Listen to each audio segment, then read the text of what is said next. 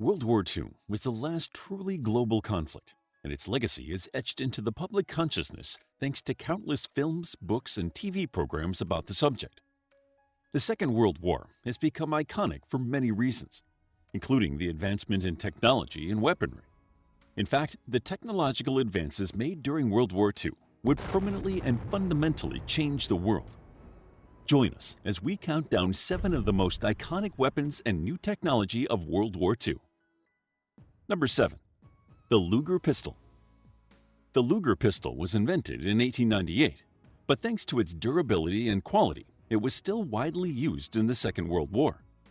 This iconic weapon could be described as the most famous pistol in modern warfare, and its unique design features in almost every media depiction of World War II. The weapon's longevity means it was also used in the First World War and then by the Swiss Army until the 1970s. It was first manufactured in the 1900s and was a semi-automatic hand weapon invented by an Austrian arms designer, George Luger.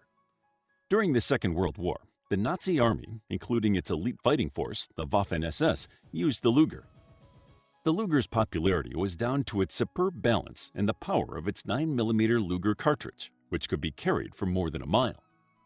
The pistol was such a captivating weapon that it caught the eyes of the Allied soldiers, who would often go to great lengths to try and obtain a Luger as a war trophy.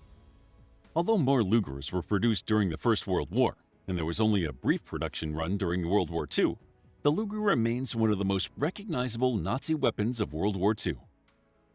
Number 6. The M101 Howitzer. The M101 Howitzer has become a classic artillery machine of the 20th century. Designed and developed by the United States, it entered production in 1941 and became renowned for its accuracy and power. The design was based on German weapons that had been captured during the First World War. The howitzer was used for artillery support, firing a 105mm high explosive around 11,270 meters. During World War II, they saw action in the European and Pacific theaters. After World War II, the M101 Howitzer continued to see action in the Korean and Vietnam Wars and was adopted by many other countries. A testament to the durability and effectiveness of the M101 Howitzer is the Ukrainian forces are currently using them in their war with Russia.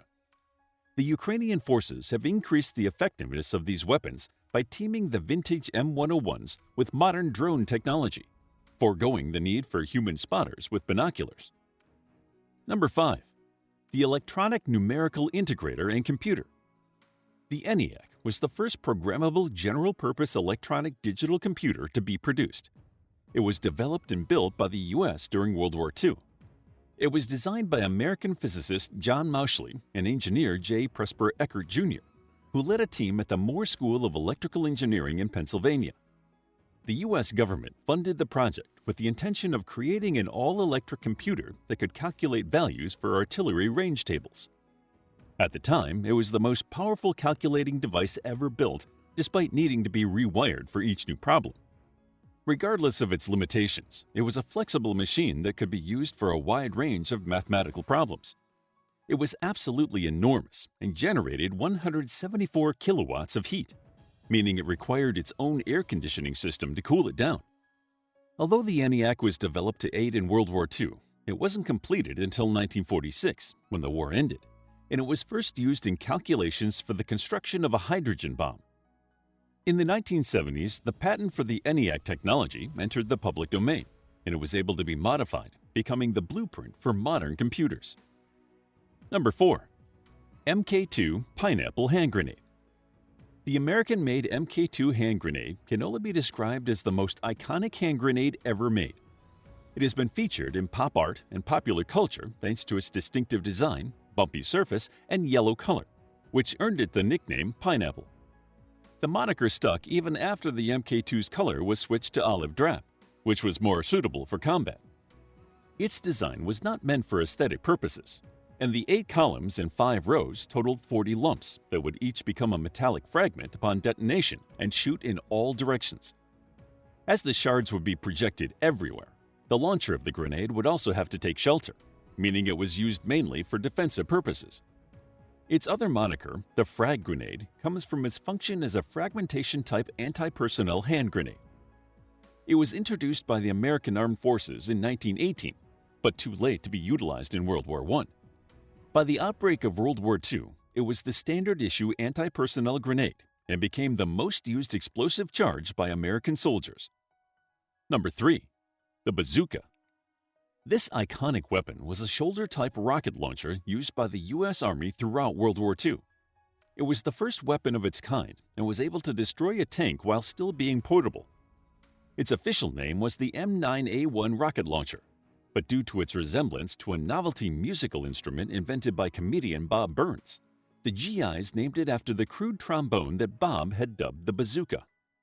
The Bazooka was developed for attacking fortified positions and tanks. That is, the weapon, not the instrument. It was able to launch a 3.5-pound rocket that carried 8 ounces of a powerful explosive called pentalite. When used at short range, it would penetrate up to 5 inches of armor plating. Ideally, 2 people would operate the bazooka. A loader carried the rounds and loaded from the back end, and a gunner aimed and fired the weapon. The bazooka was not without its faults, and occasionally the rocket would get stuck in the tube, meaning the gunner was shouldering a live bomb. The heat and humidity of the Pacific also interfered with the bazooka's electrical system, causing misfires and short circuits. The backblast that discharged when the rocket was fired could be deadly for anyone standing behind the weapon, and the rocket left an obvious smoke trail that pointed to the position of the shooter. Nevertheless, the bazooka was a highly effective and much-used weapon. This innovative shoulder-mounted weapon has appeared in numerous films, TV shows, and video games about World War II, making it a highly recognizable and iconic weapon. It was one of the most famous U.S. weapons of the Second World War, being simple enough for rifle squads to use, yet powerful enough to destroy pillboxes, bunkers, and tanks. Dwight Eisenhower declared that the bazooka was one of the most essential tools of victory that allowed the Allies to beat the forces of Nazi Germany and Imperial Japan. Number 2. The Cavity Magnetron. The Cavity Magnetron was developed at the University of Birmingham in the UK in 1940. It was capable of producing 100 watts of electromagnetic wave energy and became an instrumental piece of tech during World War II. The development of the Cavity Magnetron was based on early research of a radio-based detection and ranging system, or radar. The Air Ministry researched radar during the First World War, and it was based on the work of meteorologist Robert Watson Watt, who used radio signals generated by lightning strikes to track thunderstorms. In 1938, the UK installed the Chain Home Network, which relied on a system of land-based transmitters and smaller receivers that were installed on aircraft. The Chain Home Network used long wavelengths, meaning it would often miss smaller targets, and the fixed transmissions made locating a target difficult. In 1940, the British made a technological breakthrough.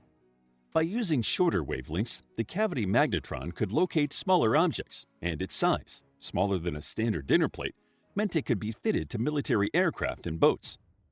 Ongoing German attacks caused work on the Cavity Magnetron to be slow-going, so the British shared the invention with the United States, hoping that the doubled effort would expedite the research.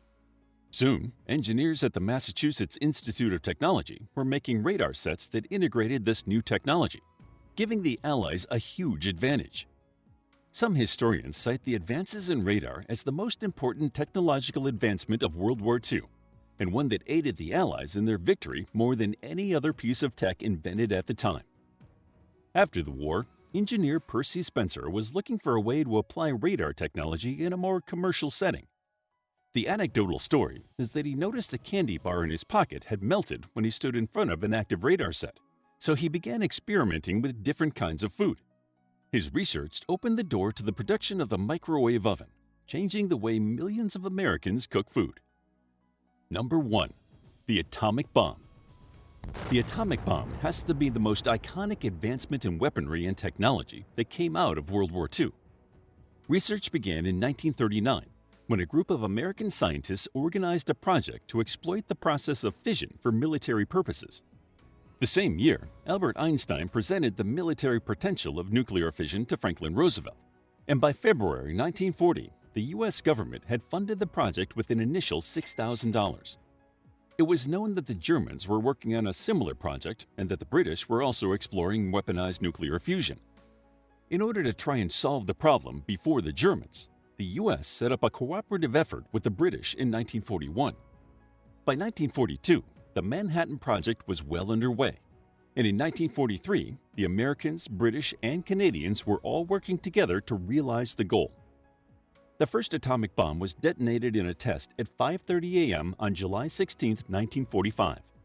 The chosen site was the Alamogordo Air Base in New Mexico.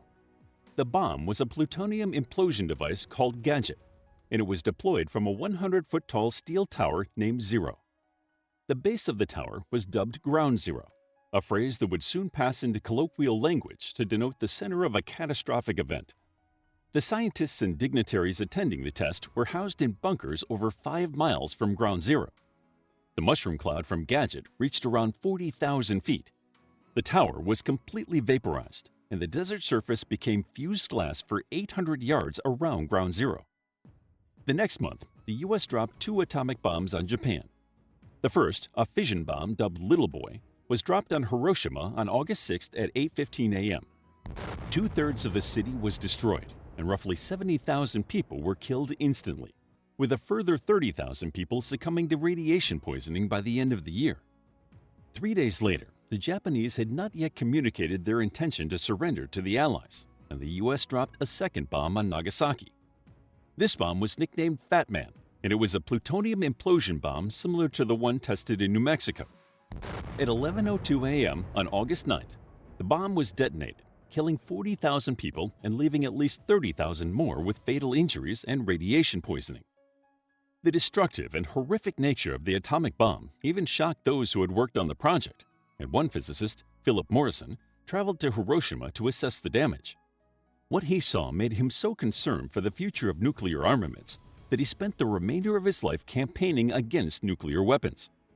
How would you like to get a deeper understanding of history, impress your friends, and predict the future more accurately based on past events?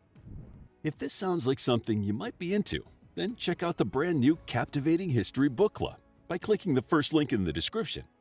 To learn more about World War II, check out our book, World War II, A Captivating Guide from Beginning to End. It's available as an ebook, paperback, and audiobook. If you found the video captivating, please hit the like button and subscribe for more videos like this.